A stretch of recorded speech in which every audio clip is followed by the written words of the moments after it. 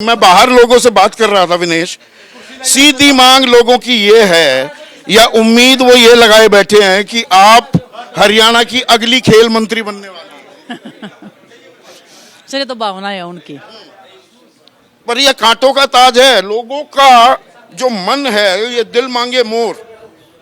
उम्मीदें बहुत हैं, डर लगता है कभी कभी कि इन पे खरा उतर पाएंगी कि नहीं।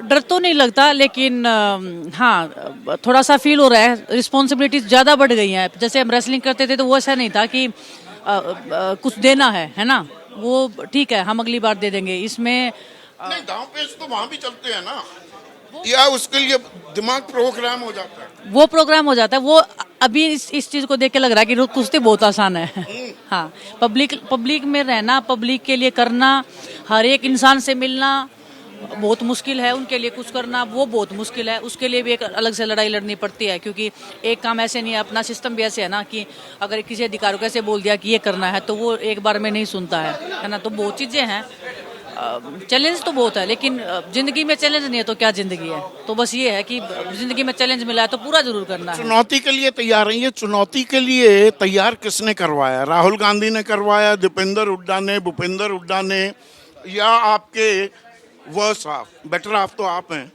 सोमवीर राठी ने? तैयार किसने कराया या खुद मन बनाया? सुनो सबकी करो मन की, अपने मन की कर रही है। लेके कोई नहीं आया जबरदस्ती, सभी ने मेरे पे छोड़ा था कि आपको क्या करना है देखो। मैंने ही डिसीजन लिया ये। हमने मतलब मैं बजरंग साक्षी बैठे थे ऐसे, हमने ही सोचा कि इसके अलावा रास्ता नहीं है आपके पास में। ये तो ऐसी सिचुएशन में है, अगर मैं 2 साल पहले अगर हम जंतर मंतर पे नहीं बैठते ये सब नहीं होता। वहां से जिंदगी ने जो यू टर्न लिया है, जो सीखा है अच्छा बुरा, उसके बाद ये सब डिसीजन। कौन अपना कौन पराया ये भी सीखा जंतर मंतर पर। बहुत तभी तो अपनों के पास आई हूँ, नहीं तो मैं बीजेपी के पास तो नहीं गई। अपनों के पास इसीलिए आई क्योंकि वो बुरे टाइम में साथ खड़े थे। बीजेपी साथ खड़ी होती तो आप बीजेपी में ही जा सकती थी। हाँ बिल्कुल, क्यों नहीं। अगर वो साथ होते तो हम आते ही नहीं पॉलिटिक्स में। सच्चाई तो ये है, अगर वो साथ होते, अगर वो हमारी जो लड़ाई थी उसको सच्चाई से ईमानदारी से सोचते, निभाते, या दूध का दूध पानी का पानी होने देते, तो आज ये नौबत आती ही नहीं कि हम यहाँ पे आते और वो अपनी करते, हम अपना गेम करते, बात खत्म थी उधर ही। तो राजनीति में आने की जरूरत ना होती। जब आप कॉमनवेल्थ में मेडल जीतती हैं, गोल्ड मेडल जीता, प्रधानमंत्री रात्रि भोज के लिए बुलाते हैं, जब आपने आंदोलन किया और वहाँ झंडा पकड़े हुए हैं और सड़क पर घसीटी जा रही हैं, सरकार की तरफ से कहीं कोई प्रधानमंत्री से, प्रधानमंत्री कार्यालय से कोई संपर्क नहीं सदा आपके साथ? मैं बात की, लेकिन समझौता करना चाह रहे थे। किसने बात की थी? उनके हर एक अधिकारी ने बात किया। प्रधानमंत्री ने नहीं? उन्होंने नहीं किया, उनसे नीचे वाले सब ने किया। इन चीज़ों पे समझौता नहीं होता है सर। समझौता होता है खाने पीने की चीज़ों पे, पानी की चीज़ पे, या घर पे, या समझ रहे हो। ये इज्जत का सवाल। ये इज्जत का सवाल है। ये बहुत बड़ी बात है। हम एज ए लड़की मैं बता सकती हूँ, ये बहुत बड़ी बात है। इस पे समझौता नहीं होता, इस पे तो होता इंसाफ। वो इंसाफ नहीं हुआ बस। इंसाफ पेरिस में भी, उसकी कहानी तो खैर हम बाद में तफसील से बात करेंगे ही, लेकिन जब आपका 100 किलोग्राम वजन, 100 ग्राम वजन आपका बढ़ा हुआ मिला, तो कानूनी आपके पास विकल्प भी मौजूद थे। ये आपको किसने बताया? ये मेरी एक जब हम प्रोटेस्ट में थे तो एक फ्रेंड हैं, वो इंटरनेशनली वो पूरे स्पोर्ट्स में और ये सब करते हैं।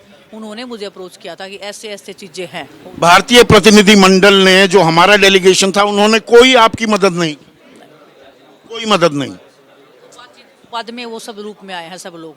मेरी जानकारी ऐसी है कि वहां पर आपको और बाकी देश के खिलाड़ियों ने बताया कि सही तरीके से आप कानूनी लड़ाई, आपकी कानूनी लड़ाई लड़ी जाती तो मेडल आपको मिल सकता। ये ऐसा सच है क्या? सच है।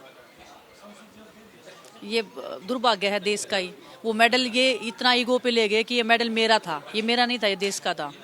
देश चाहता तो ला सकता था, लेकिन वो नहीं लेके आए। वो कौन नहीं लेके आए वो तो सबको पता ही है। वो विनेश का कैसे था? वो तो भारत का मेडल होता। ये बीजेपी वाले तो सोच रहे हैं ना विनेश का था, तभी तो इन्होंने इतना मेरे से बदला लेने के लिए इतना सब किया है। कोई सहायता नहीं? नहीं, कुछ नहीं। अब इसको ठीक करना है, एकेडमी बनाएंगी, कोई आपने गेम प्लान भी बनाई है जो महिलाओं के लिए, बच्चियों के लिए, बेटियों के लिए आप एक प्रेरणा स्रोत भी हैं? अगर मैं किसी जगह पे बैठी हूँ तो ये जरूर आश्वासन दे सकती हूँ मैं लड़कियों को, कुछ भी गलत हो आप मेरे को एक फ़ोन कॉल करो बस, जहाँ पे लड़ना होगा फिर मैं लड़ूंगी। ये कम से कम उनको विश्वास तो रहेगा ना कि कोई भी कुछ भी गलत करेगा। जैसे हमारे साथ में सामने कोई खड़ा नहीं था, हम बताएं तो बताएं किसको, घर बताए तो लड़की मर जाती है, घर से बाहर बताए तो उसके ऊपर लांछन लगाए जाते हैं, किसी अधिकारी को बताए तो फिर उनका गेम कर रहा है उसका गेम खत्म कर देते हैं कि हमने कितना झेला है। तो उनको कम से कम वो लड़कियों को ये संतोष रहना चाहिए कि विनेश वहाँ बैठी है, वो अवेलेबल है, एक फ़ोन कॉल पे आपके साथ जो भी हो रहा वो बताओ, आपका नाम भी कहीं बाहर नहीं आएगा, मैं लड़ाई लड़ूंगी। वो कम से कम उनको विश्वास होना चाहिए। बजरंग ने भी साथ साथ कदम ताल की, पूरा भाई की तरह आपका सहयोग, आपका समर्थन किया।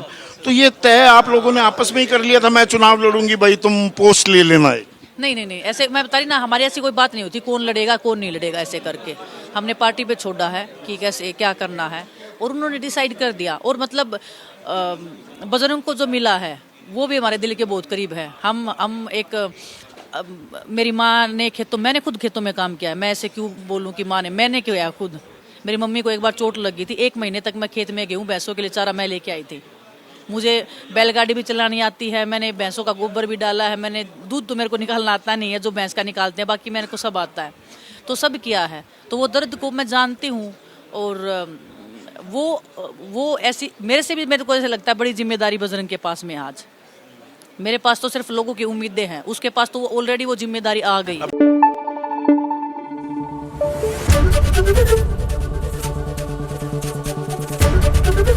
एबीपी न्यूज आपको रखे आगे।